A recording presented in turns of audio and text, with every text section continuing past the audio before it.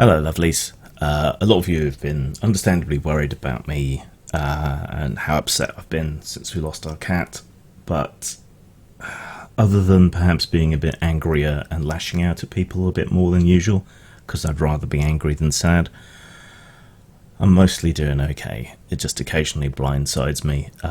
Knowing that there was something more wrong and that we managed to find that out before he was in any real pain or distress, that was hugely helpful to me in dealing with it. And having another cat is very useful because they're just full of love for you anyway, and it's a comforting presence.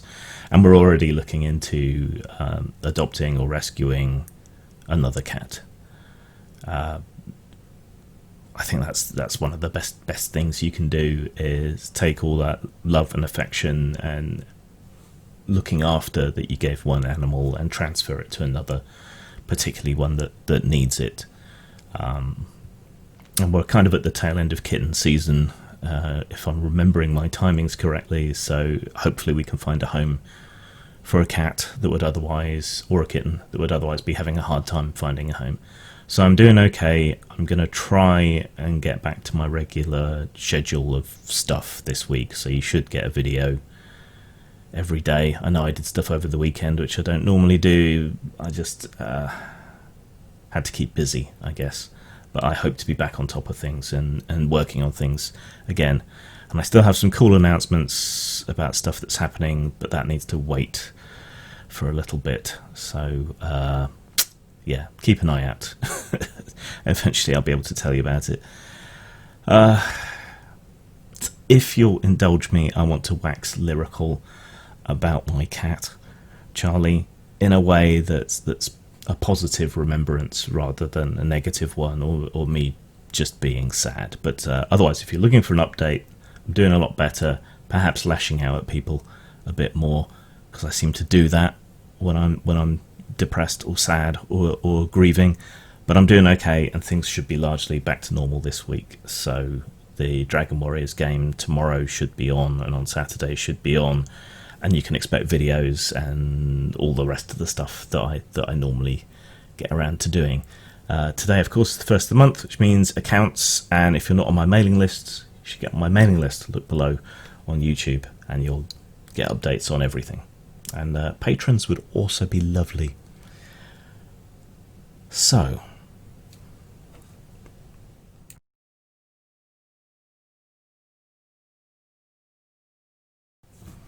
we've always been a cat family. We had a Siamese called Algernon, because my dad was in the local drama society's importance of being earnest at the time. So we had a Siamese called Algernon who was kind of insane. As all Siamese are. He liked Chinese food. He was very, very vocal. And he ended up with this interesting pattern on his back. Now, I didn't back then know this about Siamese, but if they get warm, if they get hot, if they get a lot of sunlight, their fur darkens. And so Algie had lines on his back from the grill because he climbed under there because it was warm once. And you would think it would just singe the fur and that would be it, but no, he had stripes along his back ever after because of that. My mum had cats. Tommy, I think one of them was called. There are footprints in the concrete that my grandfather laid down around this house from those cats. My mum went on to have others. Cara, another Siamese who was unfortunately hit by a car, and Lily, who was standoffish with everyone else but so loving and affectionate with my mum that it's just it was something to see. And she had a very sort of long, drawn out elderly life, that cat, but spoiled rotten. But we've always been a cat family, and so after I moved out, I always wanted a cat of my own. And Donna also loves cats, has always loved cats, so it was always a priority once we moved out that we would get our own cat. And Charlie was that cat, and he made our house a home. But we knew we were going to get a cat long before that. I mean, you all know the story about how he ended up saving my life, but I want to tell you all the other things about him, really, about me and my relationship with that cat.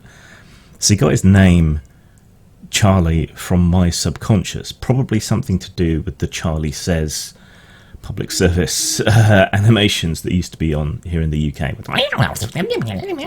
Charlie says never go away with strangers. You can look them up on YouTube. So that's probably where it came from in my subconscious. But I was actually asleep when I named him. We were talking. Donna was talking to me about.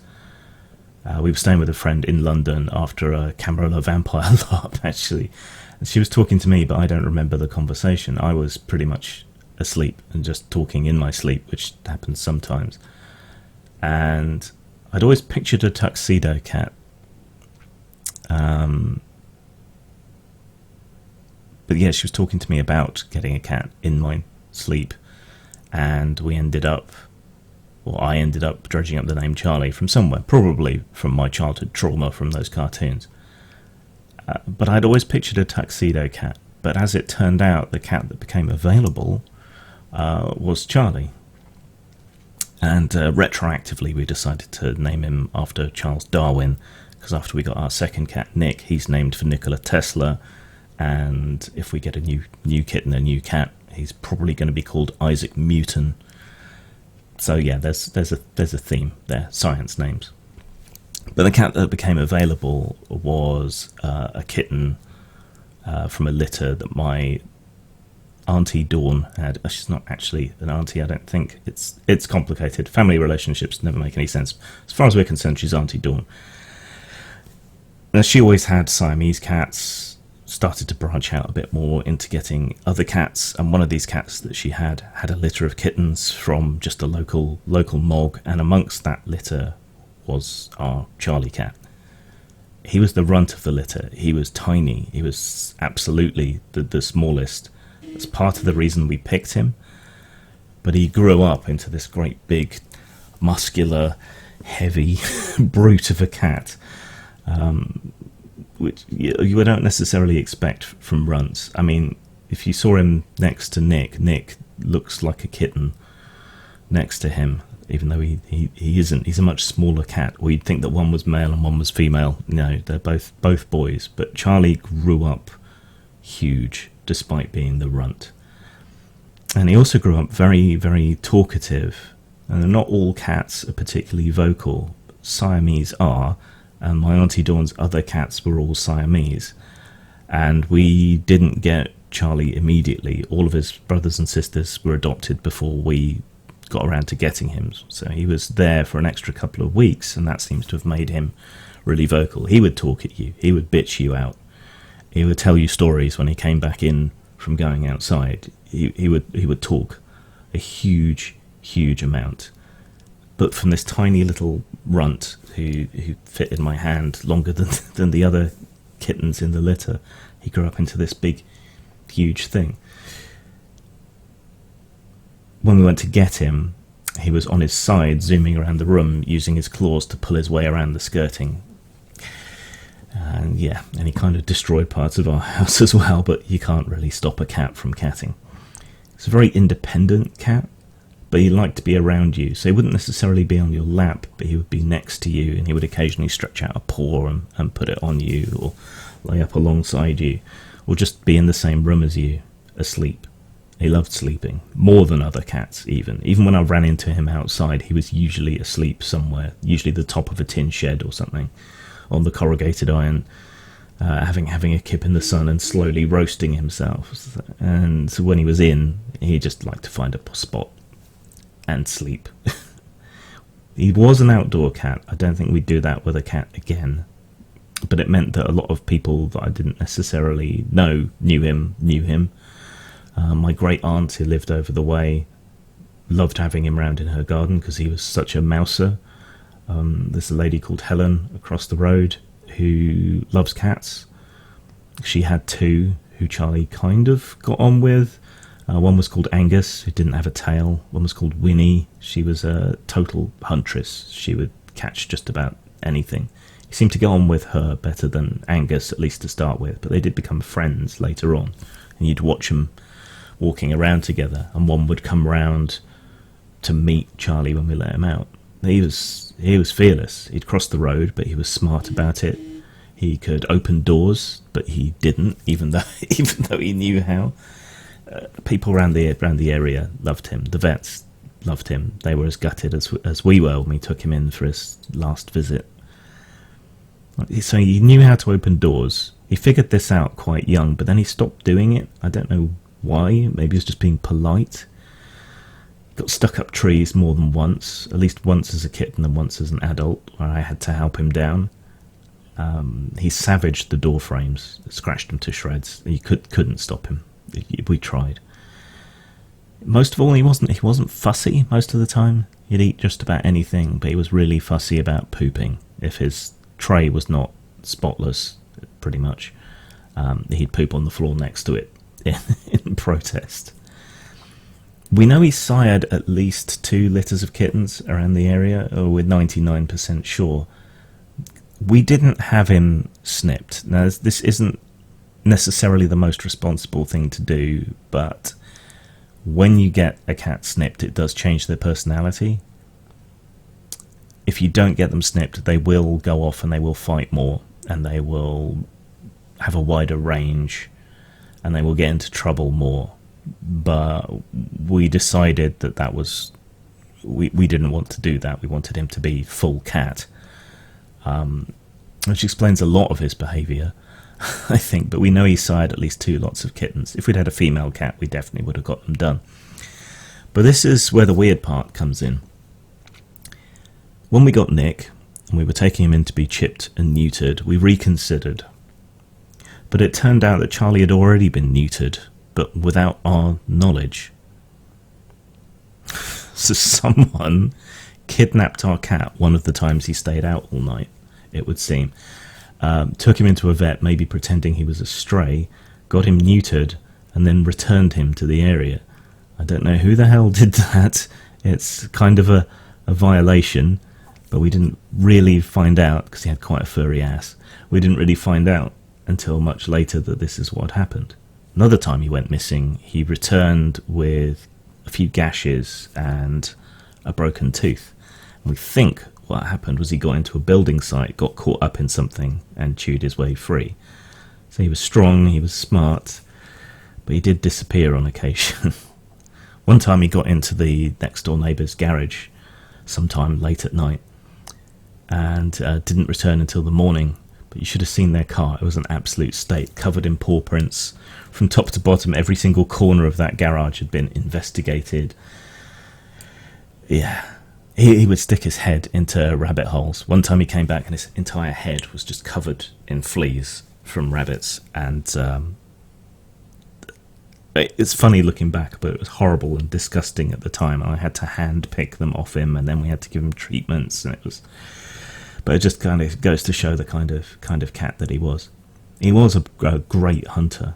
When he was barely that big, he brought us a pigeon, which was like twice the size of him at the time. Not long after, he caught a partridge, which is even bigger. He caught innumerable mice, usually letting them go in the kitchen. Not appreciated. Voles, which can be pretty vicious. The occasional rat. He even had a good go at catching a pheasant and nearly got it. His most impressive feat, however, was probably catching moles. We don't know how he did it. How does a cat catch an underground creature? But more than once he returned with a live mole and deposited it in the house, and more than once we saw him with dead moles out in the garden. Now, I don't garden particularly, and I don't care about moles. They're welcome to occupy our yard as far as I'm concerned, but to catch a mole, that's an impressive feat. When we did get our second cat, he wasn't too impressed, because Nick is extremely friendly and wanted to play all the time, but Charlie was a bit too old to deal with a new kitten. But he did teach Nick how to cat. Nick didn't really understand how to cat at the time. He was very dominant with Nick.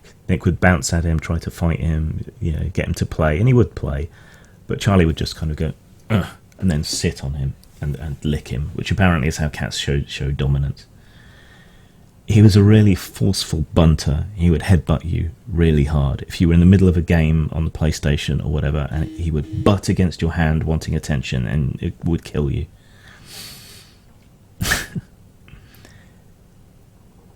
He was a bit standoffish, but when he wanted attention, he really wanted attention. And we used to do a couple of things with him. So I would do this thing called warp speed, where you struck the head backwards with the ears, really, quite roughly. But he loved that, and he loved having his butt scratched, and he did this thing with his face, like, the whole time. But he loved it. He did hate it, however. If you touched his paws, he couldn't stand that. Nick doesn't give a shit. Charlie, you can't go near his belly, you can't go near his paws.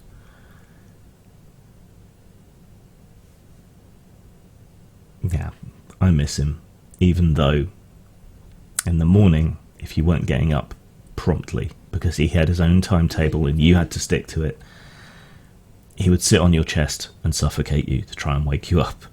And if that didn't work, he used to climb on top of the wardrobe by the bed and then leap off and land on you to wake you up. More than once, he landed on my bollocks.